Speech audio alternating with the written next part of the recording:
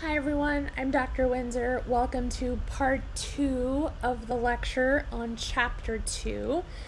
Remember, this chapter covers legal concepts, risk management, and ethical issues. So we're going to dive back into this, and we're going to start off by talking about sentinel events and incident reports. So a sentinel event is what I refer to as a never event. This is any event that adversely affects the patient, such as leaving a sponge in the patient or a gross contamination in aseptic technique.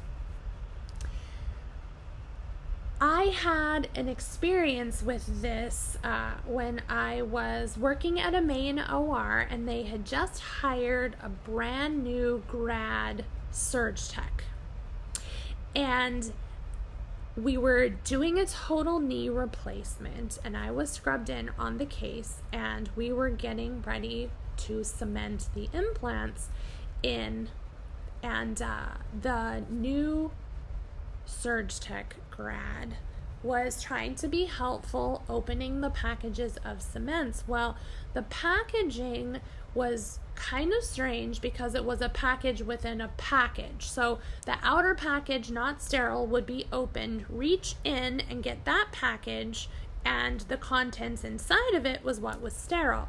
Well, she opened the non-sterile pack onto my field, and that constituted a gross contamination, break in sterile technique, which was a sentinel event. We had to write an incident report, which is a document that, recounts the incident that happened. I had to break the news to the surgeon. He was not happy. He did not want that person in his room ever again, blah, blah, blah, which he was just blowing off steam. And eventually, she did work with him and whatever, but it's our responsibility as the surge tech at the field to watch every single thing that's going on to try to limit those occurrences. So other sentinel events can include falls, medication errors, intraoperative burns, and loss of specimens, which we talked about before, being unintentional torts that are considered negligence. Two concepts we need to familiarize ourselves with regarding sentinel events are risk management and incident reports, which I mentioned just a few seconds ago. When sentinel events occur, they must be documented using an incident report. Now, these reports are used by risk management to collect and use data to decrease the chance of harm to patients and staff or damage to property in the future. In this way, new practices can be developed and old ones revised to prevent such occurrences from happening again, like I said. Now, advanced directives are a written expression of a patient's healthcare wishes when he or she cannot speak for himself or herself, and we will discuss advanced directives in more detail when we talk more about the surgical patient in Chapter 3. The American Hospital Association, the AHA, adopted the Patient's Bill of Rights in 1972, way back when. Now, this was a collection of 12 rights that focus on the importance of collaboration among the patient, the physician, and the hospital that are essential to quality patient care. In 2001, the Patient Care Partnership replaced the Bill of Rights. Now, the Patient Care Partnership contains simpler language than the Bill of Rights. It also emphasizes 6 specific expectations, rights, and responsibilities regarding the partnership between the patient and their healthcare providers. So the exceptions include high-quality patient care, protection of patient privacy, a clean and safe environment, involvement in the patient's care, help with billing and insurance claims, and help when leaving the hospital, by preparing the patient and family. Now, it's important to note that the concepts of the patient care partnership are reinforced in something called the Patient Self-Determination Act of 1990. This states that each patient has the right to make decisions concerning their care, and that also includes their right to refuse any type of treatment. So now we're going to zoom in a bit and take a closer look at risk management and liability. There are 5 main objectives of risk management. First, the goal is to minimize risks, and secondly, they want to avoid or control financial losses. They also identify causes of accidents through risk detection, evaluation, and then prevention. And they play a big role in the implementation of programs, policies, and procedures to eliminate or reduce negative outcomes. And then lastly, they collect and use that data to decrease harm, right, to the patient, to employees, healthcare professionals. So 2 issues that have a significant impact on risk management policies and plans are reduced staffing and employee rights. Dramatic shortages of healthcare professionals place a lot of added stress on the overall healthcare system, delivery of quality healthcare, and healthcare personnel. So this means that healthcare professionals are being asked to do more with less, and this can lead to patient safety issues. It can also lead to increased risks of the personnel themselves. So hospitals also have to take into consideration and support employee rights related to risk management, such as how many consecutive hours a healthcare professional can work. For example, it wasn't until the 1990s that hospitals admitted and acknowledged that the significant number of hours that medical residents were required to work was resulting in an increase in medical errors, and as a result, they reduced their hours. But because of the nursing shortage, there's less nurses and they're having to take care of more patients, and that is definitely going to dilute the quality of patient care. And if nurses, healthcare providers in general are working more hours, they're definitely going to increase the risk of harming themselves or harming others.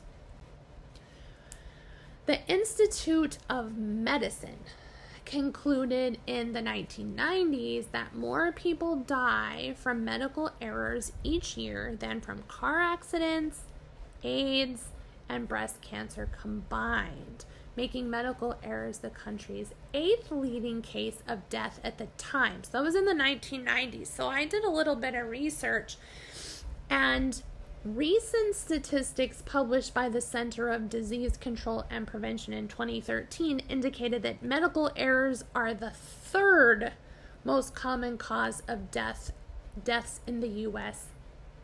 at that time. So we've gone from 8th to 3rd. So how can we reduce medical errors? Well, technology is one of the best ways, and some ways technology is helping us is with barcodes, identification strips, and computer drug order entry systems. As certified surgical technologists, we can contribute to the reduction in medical errors by making sure that we adhere to hospitals' policies and procedures, as well as follow standard precautions. We should also be aware of the location and use of all emergency equipment. Participating in continuing education can also help us reduce medical errors, and it's very important that we never cut corners to save time. this is when errors can occur. We also don't want to work so quickly that we accidentally skip a step. That can also lead to medical errors. Organizations such as the Association of Surgical Technology, the Joint Commission, the Association of Operating Operating Room Nurses, and many others have published statements concerning best practices for reducing medical errors. And the book highlights 2 such publications that speak to medication labeling and the use of the neutral zone. So review the contents of tables 2-1 and box 2-2 in your textbook about exposure prevention and sharps safety. The Safe Medical Device Act. This act was established in November of 1990. This expanded the United States Food and Drug Administration, the FDA's, authority to regulate medical devices so that they could quickly act on information when a medical device caused an adverse patient event. A key element of this is device tracking. Hospitals are required to track medical devices whose failure could result in an adverse patient outcome.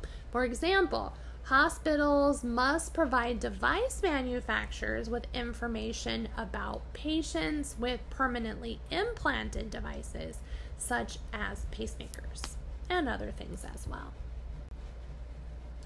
So if a patient or employee sustains an injury, it must be reported immediately and medical treatment given if necessary.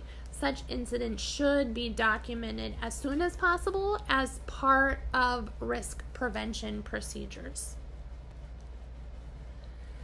Now, typically, hospital employees who commit negligent acts are covered by the facility's insurance policies as long as they were acting within the scope of the institution's policies and procedures. Now, if the CST is sued as an individual, then personal malpractice insurance would be required to cover any discrepancies between the hospital's and the individual's policies. Now, remember, the hospital is going to protect themselves when push comes to shove. They're not going to protect you, they're going to protect themselves. The text suggests that all surge techs and first assist should carry professional liability insurance. I personally have never carried professional liability insurance. However, times are changing, and it used to be that because we worked under the direction of the surgeon, and we still do, but the thought was that the surgeon was liable for any and all errors that occurred during surgery because they're the one that steers the ship. But now that way of thinking is changing, and as surge techs, I feel that we are more vulnerable to malpractice suits.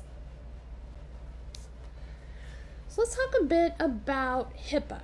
HIPAA is the Health Insurance Portability and Accountability Act, and it was the first federal act that established privacy standards to protect the patient's health-related information, and it has some main objectives. Those objectives are to guarantee privacy of health information, to decrease incidences of fraud or abuse in the healthcare community, to ensure health insurance portability, patient access to medical records, notices of privacy practices by healthcare providers, limited use of personal medical information, and prohibition on marketing.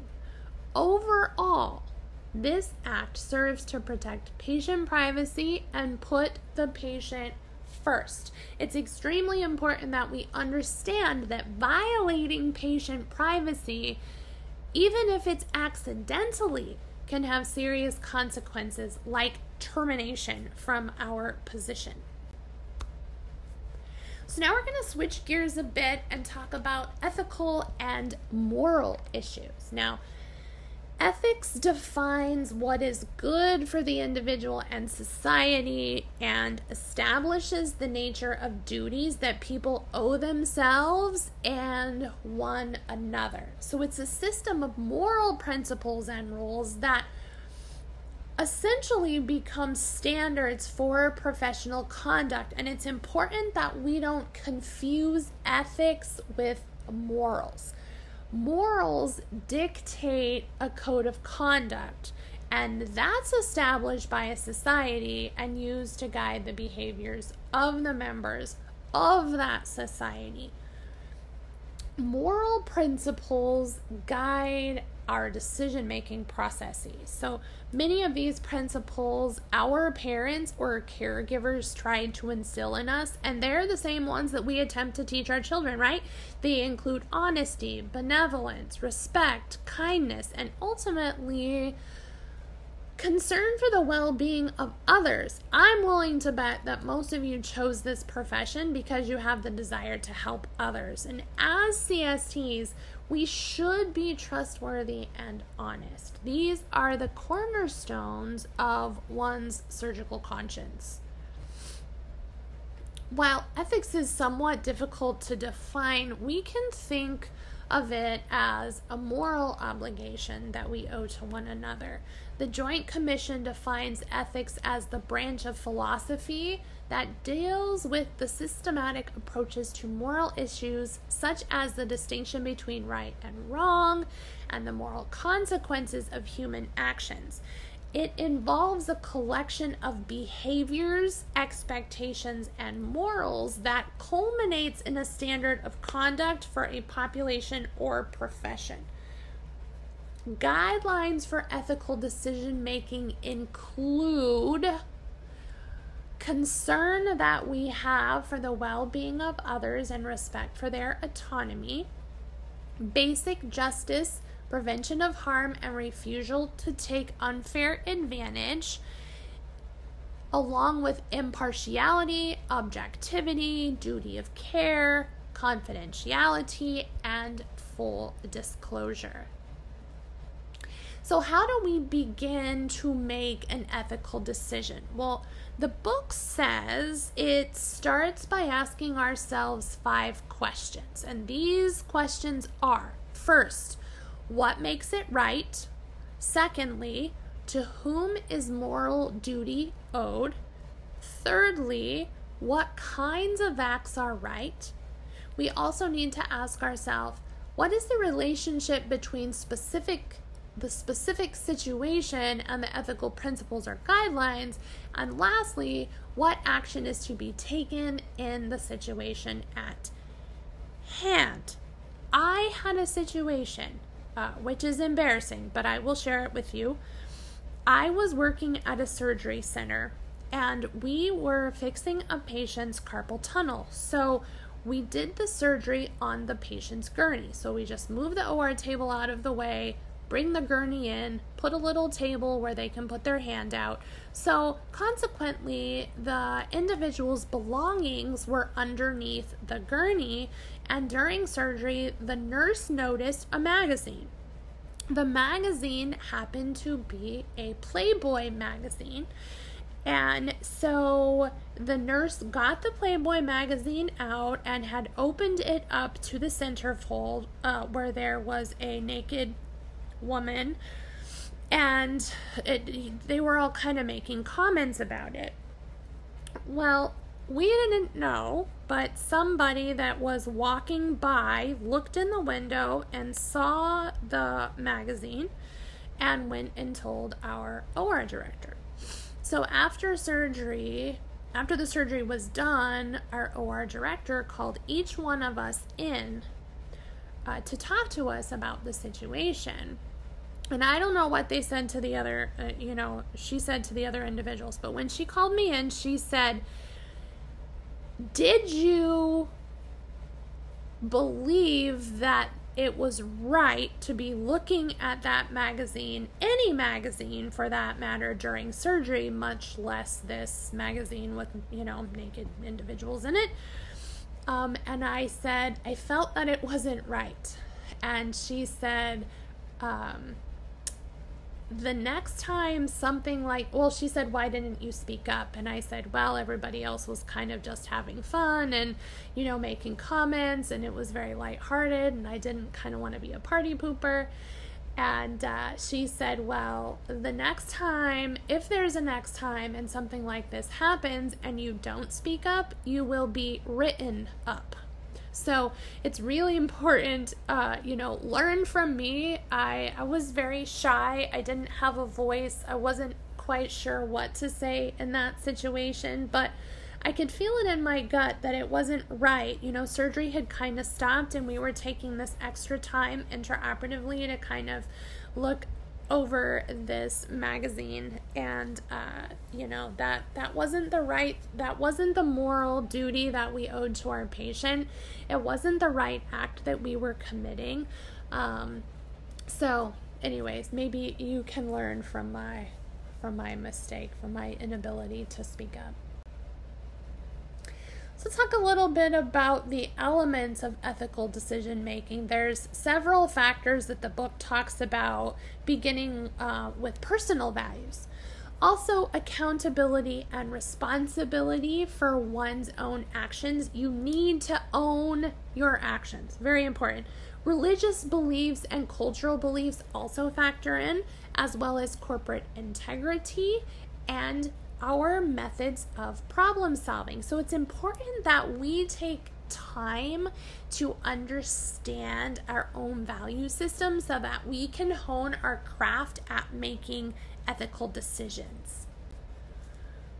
It's also important to be aware that other individuals will have different viewpoints and opinions. Of course, we've lived our lives, for a while. We know that people have differing opinions and different viewpoints and perspectives of things, but this can result in personal discomfort in our role as the surge tech. So the book lists a whole bunch of them. I put as many as I could on this slide. This is definitely not an exhaustive list, but some of them that the book listed is assisted suicide, elective abortion, stem cell research, workplace violence, genetic engineering, Good Samaritan laws, elective sterilization, gender reassignment, human experimentation, animal experimentation, quality versus quantity of life, organ donation and or transplantation, newborns with severe disabilities, and refusal of treatment. So most professions have adopted a code of conduct, and our profession is no different. So be sure to check out the AST website at www.ast.org to learn more about the details of our professional code of conduct, but you can also find it in the textbook as well. Lastly, I want to talk about the scope of practice. So one scope of practice identifies the knowledge and skills that are required of a professional. Professional scopes of practice and the standards of conduct are derived from a variety of sources, which include federal laws and agencies, state laws and regulations, and hospital and professional organizations. A well-developed surgical conscience and a thorough understanding of state law and hospital policies will ensure that we as surge techs are practicing within our scope of practice. It is so important not to go outside your scope of practice. An example that comes to mind is the administration of medications. That is outside of the ST scope of practice. So if somebody is asking you to administer a medication, you need to say that that is outside of your scope of practice, but then go a step further and offer to go find somebody who can help with that skill, with the administration of medication, or whatever other example you can come up with. So it's important to note that, we might also require additional training or continuing education to perform the role of the CST effectively and safely as, medical practices change and evolve. Credentialing. Credentialing protects the public from unqualified healthcare professionals. So while credentialing doesn't ensure competency, it does establish a minimum knowledge base for a given healthcare profession. So while there are several types of credentials, the text focuses on 3 types, which are registration, certification, and licensure. Now, registration is the formal process that qualified individuals are listed in a registry. So, for example, Colorado requires surge techs to be a part of a registry, and that registry lists your name and where you work and those kinds of things. Certification. Certification is recognition by an entity that an individual has met a predetermined standard. And then licensure, the definition of licensure is a legal right granted by a government agency in compliance with a statute, and it authorizes and oversees the activity of that profession. Now, upon graduation from an accredited program, you as an ST are eligible to sit for the certification exam that's administered by the NBSTSA. So as we discussed in Chapter 1, most surge tech programs are accredited through one of 2 accrediting bodies, which are CAHEP and ABHES. Now, remember I said before, surge tech programs don't have to be accredited, but if for the students to be eligible to sit for the national certification exam, they do have to graduate from an accredited program. So accreditation ensures that programs meet a certain standard and quality of education and training. And the majority of programs, like I said before, base their curriculum on something called the core curriculum, which is developed and published by the Association of Surgical Technology. Okay, so that's going to do it for this chapter. We learned a lot. We talked about the different concepts of law and legal responsibilities, as well as criminal and civil liabilities. We talked about tort law, intentional and unintentional torts. We looked at different policies and procedures, as well as talked about ethics and moral principles. We also talked a little bit more about the scope of practice and principles of problem solving and ethical decision making. We reviewed the accrediting bodies, as well as the differences between certification, licensure, and registration. So once again, thank you for listening. This is going to wrap up Chapter 2. So I hope you had some good takeaways. If you have any questions, feel free to reach out.